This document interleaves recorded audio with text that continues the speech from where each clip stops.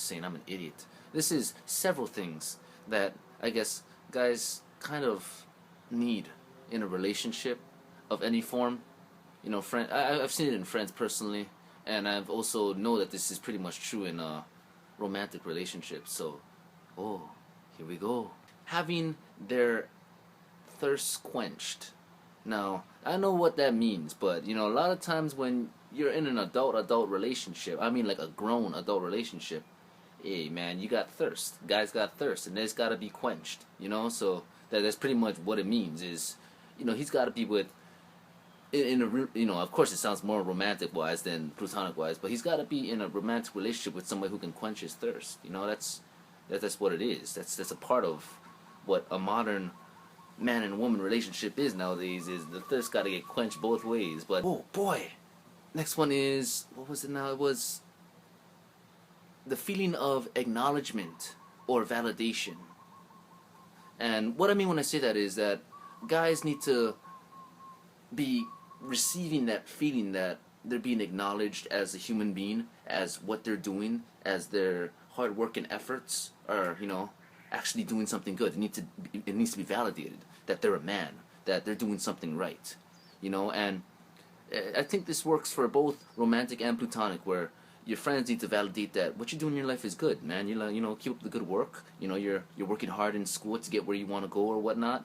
And you know, in relationship wise, for example, again, that you're doing the right thing, that you're working hard, and you know, your blood, sweat, and tears out there trying to hold the roof over the head and feed the mouths, or whatever you got to do, man. And that's what I feel is also very important from a guy's perspective, is that they have that sense of being acknowledged by their other half or by their friends, or being validated that they're doing something right, that, you know, they're not just, oh, you know, I don't know what to do, but I'm going to try something, and, you know, they're trying to slapdash two and two together to make something work. You know, at least give the validation that, okay, I noticed that you're doing this, you know, I'm thankful, you know, but, you know, you slapdashing stupid shit together, and you're wasting some time, but, you know, at least you're trying. The feeling of knowing that they've helped somebody achieve or succeed in doing something.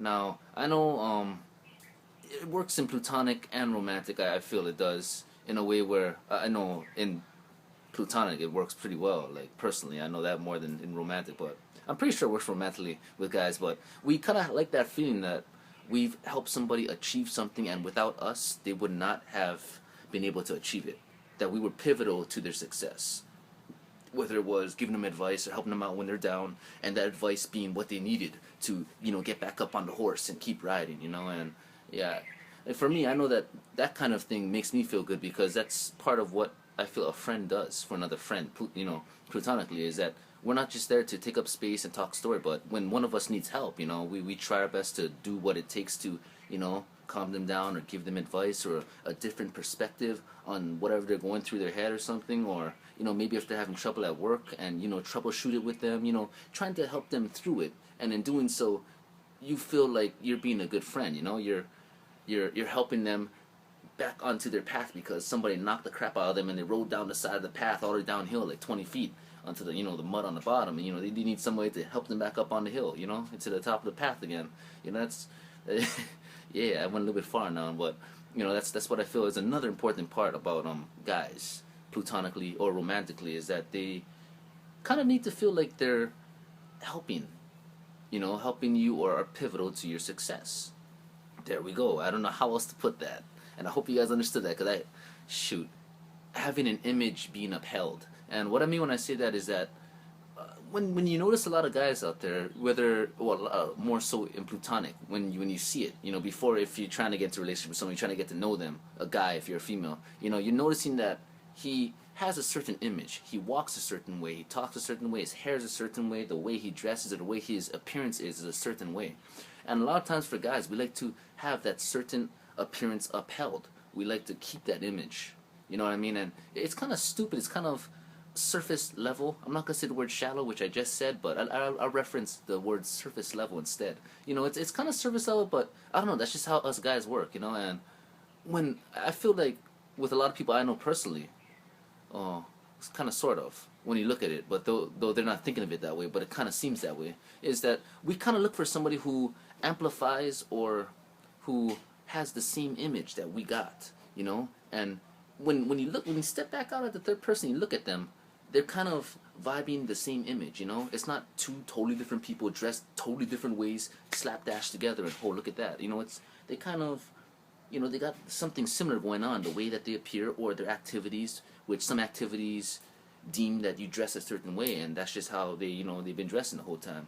You know, and that's, I feel that's something that guys go for, is they go for somebody who upholds their identity, what they look like, their appearance, and kind of amplifies it or adds to it in a way where it just becomes more of what it is.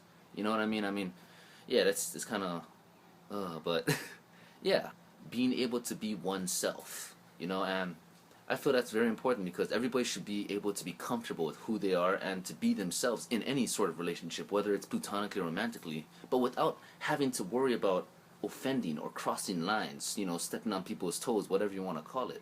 But at the same time, being able to just, you know, be yourself. And I feel guys look for that in a relationship, regardless whether or not it's with friends or with, you know, more than friends or romantically. They just want that feeling of being able to be themselves. You know, when you're at home or whatever, you just just like when you're with your parents when you're growing up, you just you let it all out in the house. But when you're outside, you got this repped up hold and this image to keep. But when you're at home, shoot, you let all the dogs out. You know what I mean? But that's I feel that's what it is too. Is that for me too, in my own personal experiences romantically, I don't like having to walk on eggshells. You know, I don't like having to, you know, not be able to comfortably open at any sort of point in shape or time. You know, of course I got to be able to do that within my own house. Come on now, that's just ridiculous. I can't even purely just go and let all the guards down, have my house. You know, that's just terrible. But case in point being that platonically, romantically, guys like to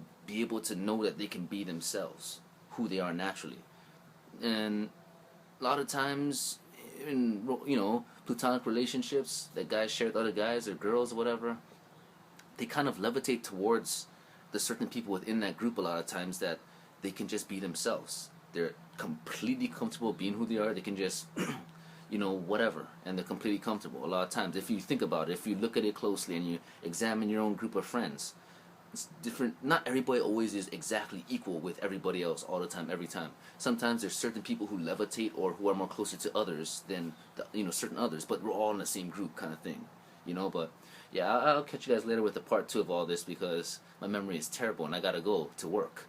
So stay funky, brass monks, stay chill, kimasabis, and I'll see you guys when I see you guys. So look forward to that part 2. Shoot.